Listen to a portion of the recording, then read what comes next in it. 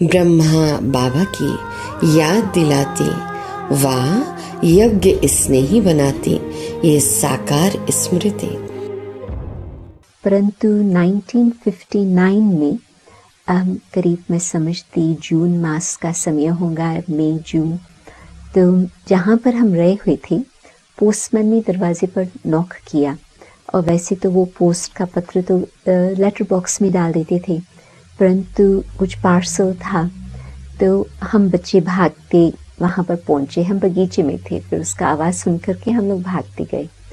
तो एक पार्सल था छोटा सा। तो जैसे ही पार्सल हम लोगों ने खोला तो पार्सल में क्या निकला, 4 आपूसी आम, बॉम्बे के आम। तो हम बच्चे तो बहुत एक्साइटेड हो गए, क्योंकि विदेश में उन दिनों में लंदन में तो कोई इंडियन दुकान ही नहीं थे, आम नहीं मिलते थे, कुछ ऐसे तो होता ही नहीं था। तो जब हम लोगों ने आम देखा तो हम लोगों ने सोचा कि किसने इतना प्यार से हमें याद किया है, और आम भारत से एयरमेल में, उन दिनों में आप सोचो बहुत बड़ी बात थी। तो फिर पता चला कि पत्र था अंदर कि बाबा ने भेजा है। बाबा उस समय बॉम्बे में थे और बाबा आम खा करके, फिर कहानी उन्होंने सुनाई थी कि बाबा खाते रुक गए और बाबा जैसे कि बहुत दूर चले गए, और बाबा ने इन छोटे बच्चों को याद किया।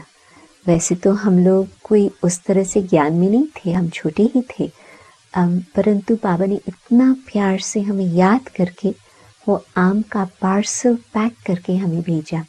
वैसे तो हमारे लौकिक हिसाब से बहुत बड़ा परिवार था, बाप के नाते से, माँ के नाते से, परंतु उन्होंने नहीं याद किया कि हम लोग बच्चों को पोस्ट में आम भेजें।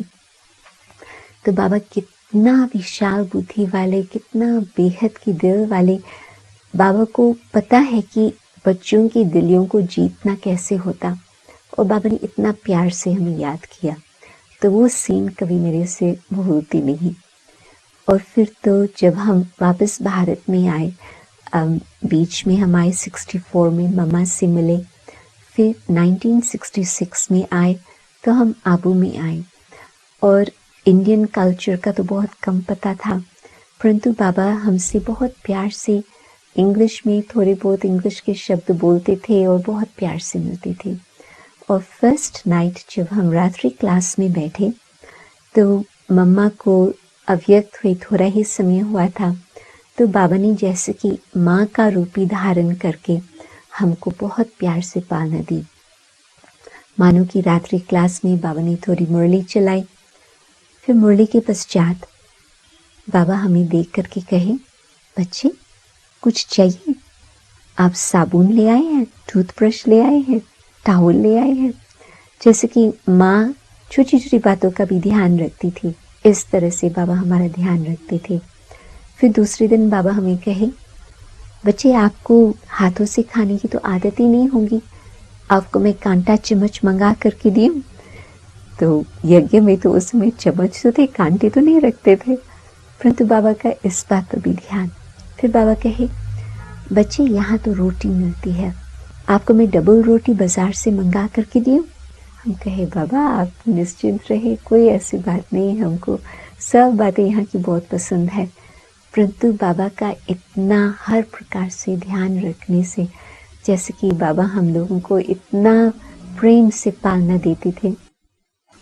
फिर जिस समय शाम का टाइम होता था, कभी बाबा कहते थे आओ बच्चे पिकनिक करते हैं, या कभी बाबा कहते थे आओ बच्चे, क्योंकि मॉनसून का टाइम था, पार्टीज नहीं थे, तो हम लोग ही बाबा के जैसे कि लाडले बन गए थे।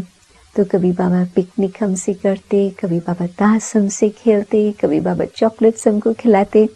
मतलब कि बाबा का था कि इन बच्चों को कैसे मैं शिव बाबा के नज़दीक लाऊं। या एक बारी बैडमिंटन खेलते थे, तो मेरी तो कद उस समय भी छोटी थी और बाबा तो 6 फीट टॉल थे।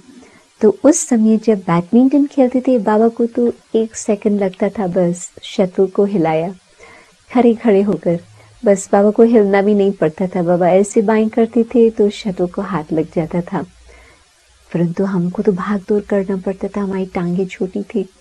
तो बाबा बहुत सहज उनको जीत लेते थे।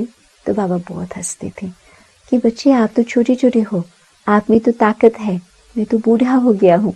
परंतु बाबा ऐसे मजाक करते थे।